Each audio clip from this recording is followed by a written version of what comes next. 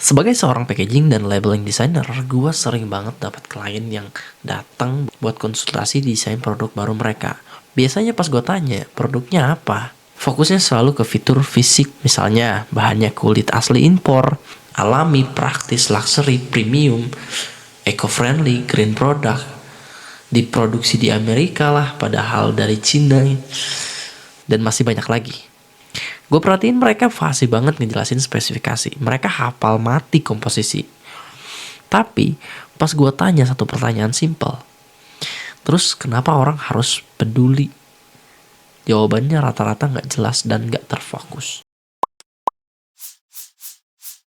Gue jadi mikir, banyak pengusaha atau brand owner yang kejebak ngelihat produk cuma sebagai benda mati, tumpukan material yang dikasih harga.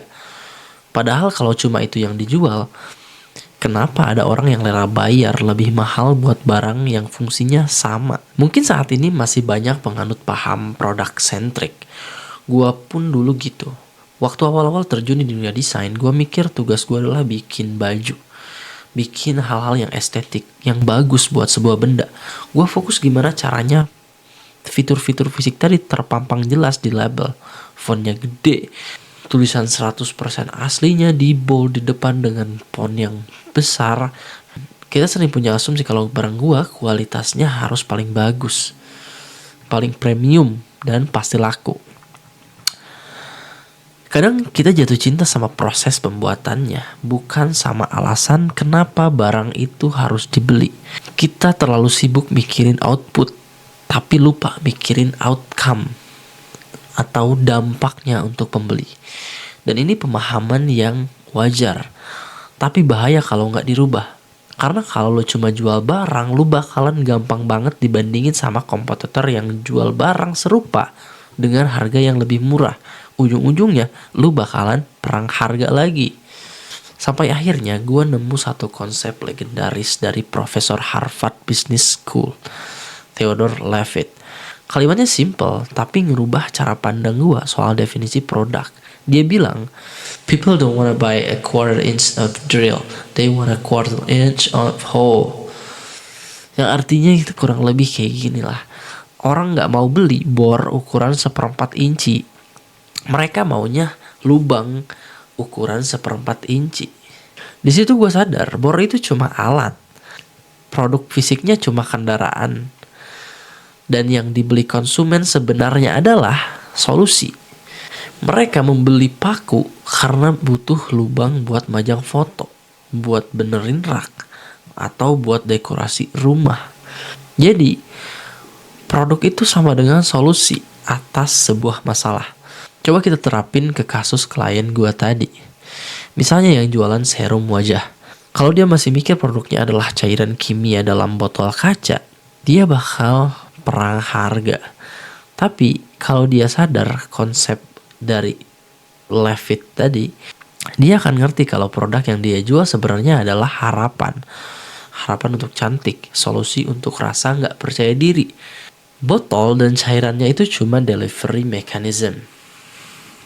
Solusinya adalah perasaan cantik dan pede itu sendiri. Ada juga konsep dari Clayton Christensen tentang jobs to be done. Konsumen itu mempekerjakan suatu produk untuk menyelesaikan suatu tugas tertentu dalam hidup mereka. Contohnya lagi, apakah orang-orang yang membeli iPhone baru karena butuh dengan fitur-fiturnya? Menurut gue sih rata-ratanya pembeli hanyalah mempekerjakan untuk menaikkan status sosial.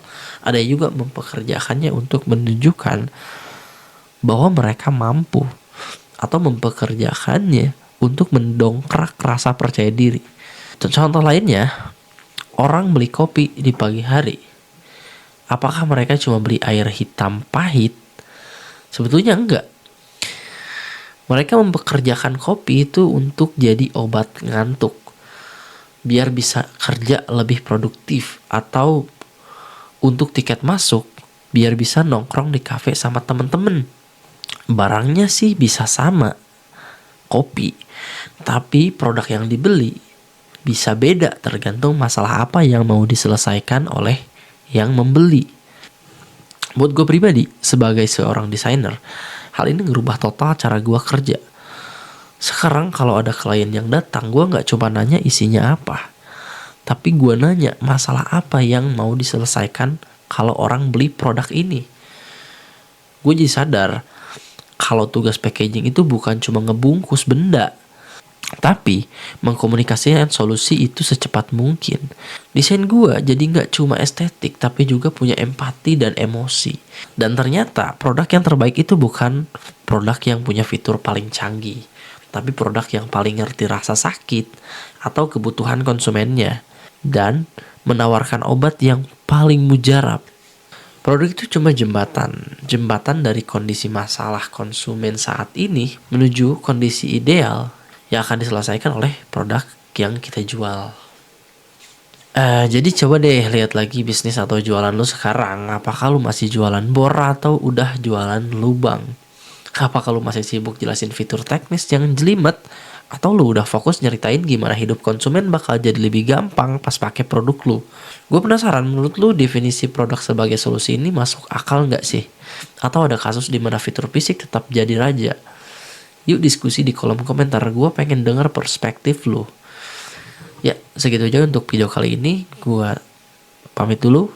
Thank you udah dengerin cerita gue hari ini, dan jangan lupa jangan cuma bikin barang, tapi kasih solusi juga. Thank you.